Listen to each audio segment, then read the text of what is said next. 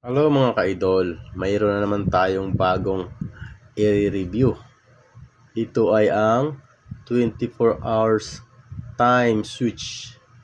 Ay mga tayo yung detalye sa likod hanggang 3,500 watts ang kaya niya.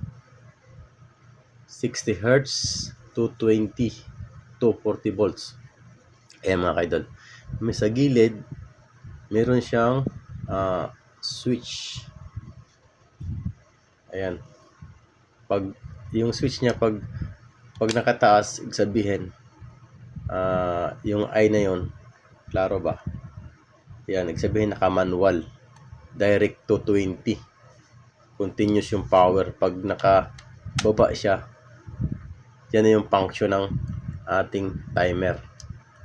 Ay mga ka-idol, makikita mo yung parang may puti sa ilalim. Pag nakataas, naka-disable, ibig sabihin naka-on lagi siya.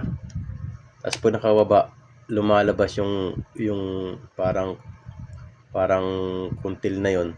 Yan yung tatamaan ng ating mga string, yung kulay itim pag na-program na natin mga ka-idol. Yan, i-manual mo natin. May makikita ka dyang mga dial. Ito mga ka-idol, yan nakalagay 1 hanggang 24. Ayan, 1 hanggang 24. Ang patapos may arrow pag ano, nagsabihin counterclockwise lang ang clockwise pa to. Clockwise lang yung direction niya, hindi siya pwedeng paatras. Tapos may pointer sa dyan. Yung pointer na to, siya yung oras kung kailan mo siya sinet. Doon mo siya itatapat. Halimbawa, nag-program ka ng 9 o'clock ng umaga, itingnan mo sa oras mo, diyan mo siya itatapat para mag-start ka na ng running. Okay mga ka-idol, umpisahan na natin mag-program. Yung mga string na yan sa ilalim, kuha lang ako ng matulis. Ayan, bawat slice na yan, mababa siya. Yan, bawat slide niyan 15 minute. Kung sa isang oras 6 to 7 ay 15, 7, apat na 15, ibig sabihin isang oras 60 minutes lahat. Ayan, kung sakaling mag-program tayo ng alas 6 ng example lang, dito tayo sa ng oras ba yung alas 6 ng gabi, 10, 12, 1, 2, 3, 4, 5, 6. O ito 18. Sa 18 tayo mag-start. Diba, ilaw yung pailawin natin sa mga ka-idol. Ayan, umpisa sa 18, yan hanggang program natin hanggang 18, 19, 20, 22 hanggang 22. Program natin 18, ibaba natin lahat. Yan, ibaba natin to lahat. Yan, bilisan ko na nga lang.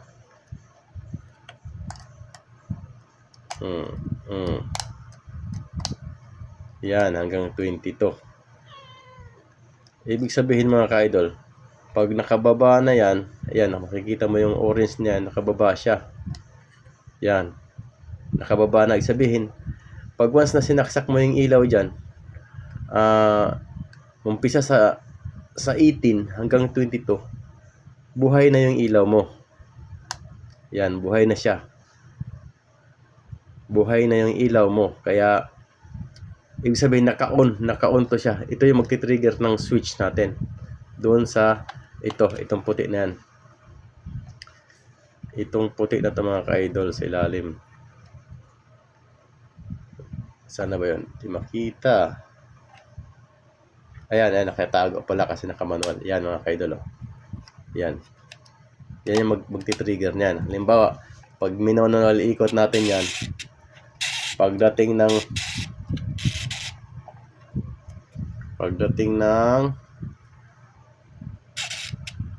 18, ayan, tatamaan na yung switch, mag-uuna yung ilaw. 1, 2 hanggang 22. Yan, isaksak natin mga kaidol. Ayan o, may ilaw tayo dito. Yan, kuha tayo ng kunin natin saksakan. Isaksak natin ito. Yan. Ito yung sa ilaw natin mga kaidol, para madama natin na yung program natin. Yan, tapos saksak natin dito sa ating outlet. Yan mga kaidol. Ikutin natin umpisa sa ano ba yun? Ibaba mo natin mga kaidol yung switch para sabihin yan, kasi naka-manual na yan. Yan, punta tayo dun sa pinrogram natin na umpisa sa pagdating sa may pointer niya mga sumi-araw mga kaidol, mag-trigger na yan. 18 yun eh. 18, sabi 18.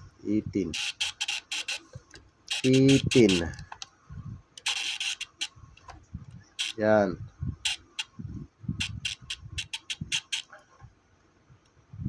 Eh, 70 na. Dapat iilaw na yan. Up.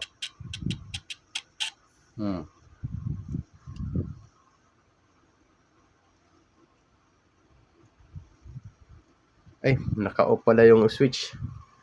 Ayan, naka-off pala mga kaidol. Sorry. Ayan. Di ba? Ituloy natin. Kasi naka-program siya hanggang 22.